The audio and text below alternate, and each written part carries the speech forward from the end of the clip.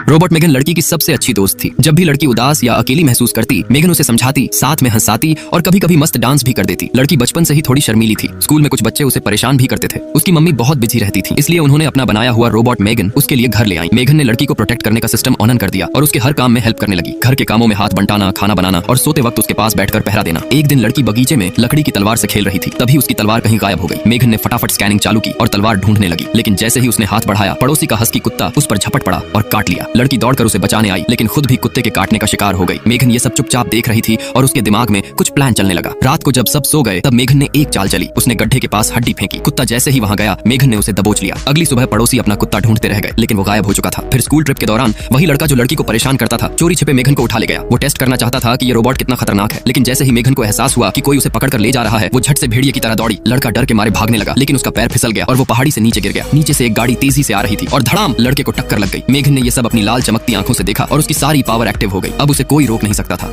एक आदमी ने बस खरगोश पर निशाना साध कर गोली चलाई, लेकिन गलती से 1 टन तेल निकाल दिया। ये देखकर वो हैरान परेशान खड़ा रह गया। तभी तेल कंपनी वाले तुरंत हवाई जहाज से वहां पहुंच गए और उसके फार्म को 80 अरब डॉलर में खरीदने की पेशकश कर दी। जिस आदमी के बैंक में $1000 भी नहीं थे, वो तो ये सुनकर ऐसे सन्न रह गया कि उसकी तो पैंट ही गिरते गिरते बची। उसने जल्दी से अपने बेटे को फोन करके घर बुलाया, लेकिन बेटा इतना खुश हो गया कि आते समय ब्रेक मारना ही भूल गया और सीधे घर के लग्जरी बाथरूम को तोड़ डाला। अच्छी बात ये रही कि दादी समय रहते संभल गई, नहीं तो बड़ी मुसीबत हो जाती। फिर क्या था, सबने जल्दी जल्दी सामान पैक किया और तेल कंपनी की तरफ से दिए गए लग्जरी मेंशन में शिफ्ट होने की तैयारी करने लगे। लेकिन दादी कहाँ मानने वाली थी। उन्होंने जाने से साफ मना कर दिया, पर किसी ने उनकी एक न सुनी और उन्हें कुर्सी समेत उठाकर कार में बिठा दिया। गाड़ी मुश्किल से 2 मीटर ही चली थी कि झटका लगा, लेकिन दादी हट्टी कट्टी थी, इसलिए किसी तरह बच गईं। इसके बाद सब अपनी पुरानी कार में कछुए की चाल से चलने लगे। उन्हें पता ही नहीं था कि उनकी धीमी गाड़ी की वजह से पीछे लंबा ट्रैफिक जाम हो गया है। तभी एक गुस्सैल लड़का तेज रफ्तार में पास आया और गुस्से में एक इशारा कर दिया, पर घर वालों को लगा कि ये शहर में लोगों का अभिवादन करने का तरीका है। उन्होंने भी झट से वही इशारा वापस कर दिया। ये देख पीछे चल रहे एक गैंगस्टर ने समझा कि उसे चैलेंज किया जा रहा है। वो गुस्से में गोलियां बरसाने लगा। अब घर वाले डर गए और जल्दी जल्दी हाथ हिलाकर उसे नमस्ते करने लगे, लेकिन गैंगस्टर इसे और बड़ा चैलेंज समझ बैठा